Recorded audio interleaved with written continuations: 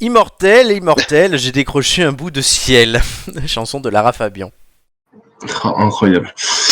Et- J'aime pas du tout Lara Fabian. Bah, tu assumes. on peut se poser une vraie question, hein, c'est est-ce que Lara Fabian vient de la planète Terre ou vient-elle d'un autre endroit de l'univers? Oui, c'est une bonne question. Bah, si elle vient d'ailleurs, il serait gentil de venir la récupérer. Ça fait trop longtemps qu'on l'a. Mais là, Ici. tu me l'as fait mettre là en truc de chronique et maintenant tu l'aimes pas. Ouais, non, mais je te l'ai même pas fait mettre là. J'étais même pas au courant qu'elle était là. Si, elle est Sinon, là. je serais pas venu. Alors, du coup, putain, ça me déstabilise.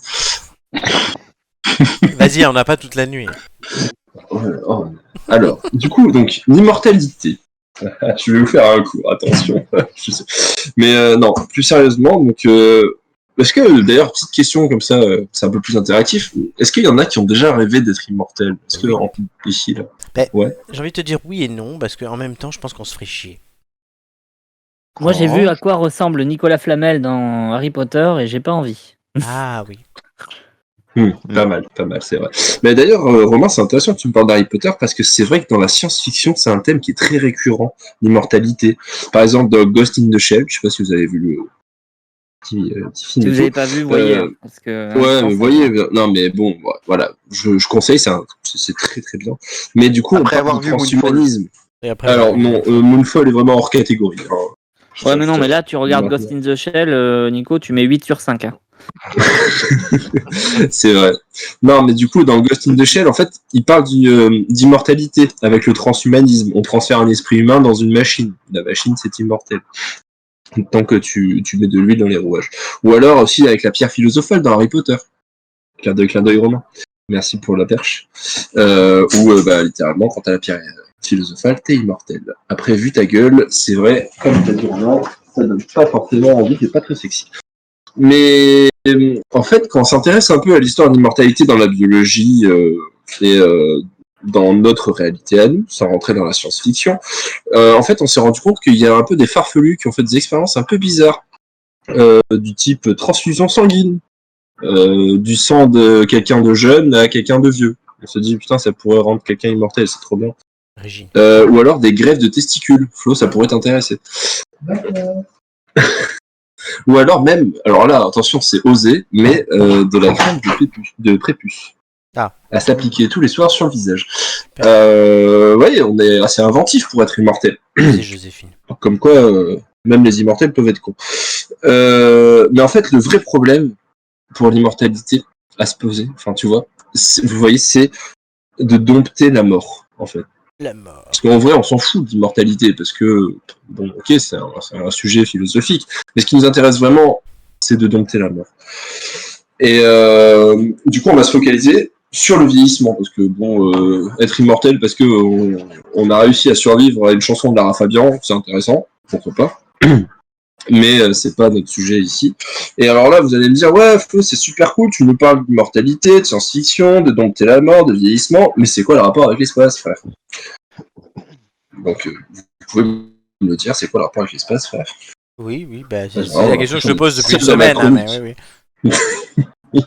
Et moi, je vais vous poser une autre question, du coup. C'est, à votre avis, c'est quoi le plus grand problème qui se pose à nous pour explorer l'espace et aller coloniser l'espace? Le temps. Ouais, merci Romain, putain, enfin un qui suit. Non, j'ai vu beaucoup trop de films. Mais oui, le temps. Parce que quand on voit que, par exemple, une simple mission pour aller sur Mars et faire une colonie sur Mars et avoir une petite base scientifique et faire des tests là-bas, et ben en fait, si on envoie quelqu'un faire tout ça, on le reverra pas. Ce sera un aller simple.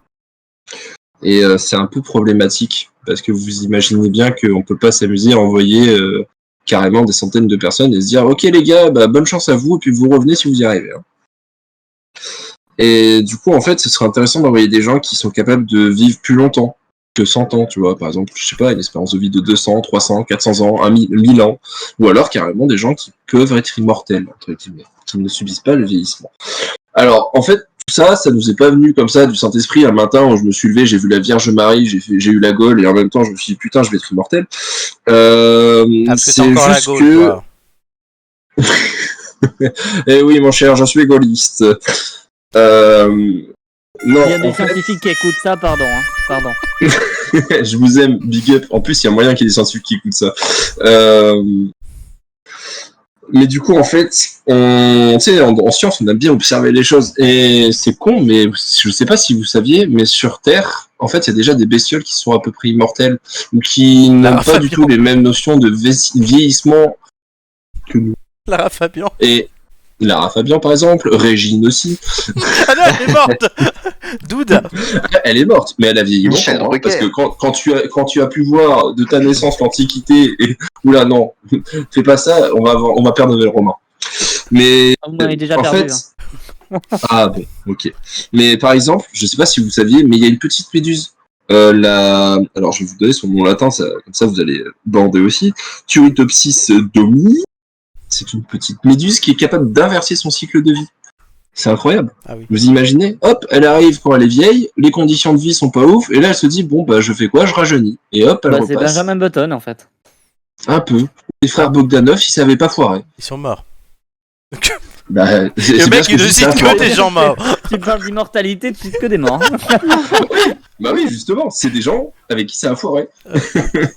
C'est con. Mais et en fait, elle est capable d'inverser son cycle de vie. Alors, je vais pas vous donner les mécanismes parce que j'avoue que même moi, j'ai eu mal à la tête, j'ai pris de Doliprane quand j'ai vu ça. D'accord. Mais ça peut déjà nous donner une petite piste d'indice. Après, il y a aussi d'autres organismes sur Terre qui sont capables de vivre déjà plus de 500 ans. Par exemple, certains requins, les palourdes. Vous imaginez quand vous bouffez des palourdes, en fait, vous bouffez des trucs qui ont plus de 500 ans. Ah oui. Comme Qui Romain sont nés avec sous la le chatte règne de d'origine. Ou alors encore plus fou, alors attention, je suis vraiment désolé, mais sachez que il y a des bactéries qui ont plus de 100 millions d'années. Ah oui. Et oui, une bactérie vit plus longtemps que vous. D'accord. Comme Et quoi. une question pour conclure. Oui. Michel Drucker. Enfin, voilà. Quid de Alors, Michel Drucker. Des études sont en train d'être faites et on n'a toujours pas réussi à le dater. C'est-à-dire que même les plus vieux isotopes qu'on connaît ne sont pas assez vieux pour Michel Drucker. On D'accord. pense qu'il était là au Big Bang. Ah oui, tu m'étonnes. C'est lui en fait qui a créé le Big Bang. Bah, en fait, c'est un P foireux qui a mal tourné et ça a donné le Big Bang. Très bien. Ce qui est intéressant pour... pardon, hein, désolé, je vais casser l'ambiance, mais ce qui est intéressant, c'est qu'il y a deux écoles, c'est-à-dire il y a une école qui travaille sur rallonger le vieillissement, et puis il y a une autre école qui est sur le transhumanisme pur, c'est-à-dire faire des humains augmentés. Et en C'est quelque la sorte, il y a deux genres de sciences comme ça. Enfin, il y a deux sciences comme ça qui s'affrontent un peu sur une vision du futur de l'humanité. Il y en a une qui veut des humains robots et puis l'autre qui veut qu'on ait 200 ans, quoi. Donc voilà. Mais en vrai, honnêtement, je saurais pas trop quoi choisir si on me proposait, tu vois. en fait, tu sais d'où ça vient ça, Romain? Du coup, quand je faisais mes petites recherches, en fait, ça vient parce que les deux ont dans l'optique de vivre le plus longtemps possible et de viser à l'immortalité. Sauf que, en gros, quand tu te renseignes du côté où l'école où tu as envie d'être immortel ou de vivre le plus longtemps possible, mais en étant un humain, entre guillemets, en restant humain, en fait, on se rend compte qu'il faudrait se tourner plutôt vers les cancers. Et il faudrait réussir à contrôler le cancer, parce qu'en fait, on s'est rendu compte que les cancers sont immortels. C'est là où, à un moment donné, je voulais vous l'introduire, mais bon, je sais pas si je vais perdre des gens, peut-être. Mais est-ce que vous connaissez la ligne... Mais en fait, est-ce que vous connaissez, bah tiens, c'est pour toi, Nico, d'ailleurs, les célèbres inconnus, Henrietta Lacks? Non. Bah, du coup, Nico, ça peut t'intéresser. Mais en fait, c'est une personne qui a eu un cancer en 1951 de l'utérus. Et on a prélevé sur des métastases qui lui appartenaient, du coup, post-mortem. Donc, elle était déjà morte. On a prélevé des cellules. Et en fait, ces cellules sont toujours vivantes. Et aujourd'hui, on s'en sert à grande échelle pour faire des tests sur les cancers, justement. Et on s'est rendu compte que ces cellules continuaient à vivre. Donc, en fait, Henrietta Lacks n'est pas vraiment morte, biologiquement parlant. Horrible. C'est horrible. Oui, Très bien. et d'ailleurs, sa famille a porté plainte à cause de ça. Mais du coup, ça penche du côté cancer. Alors que le transhumanisme, bah en fait, on s'en fout un peu de rester humain. Tout ce qu'on veut, c'est que notre esprit continue à vivre, c'est un peu augmenté, même si on devient fou. Très bien. Clin d'œil cyberpunk. On te remercie. Voilà. C'était très De rien. intéressant. Et on remercie Lara.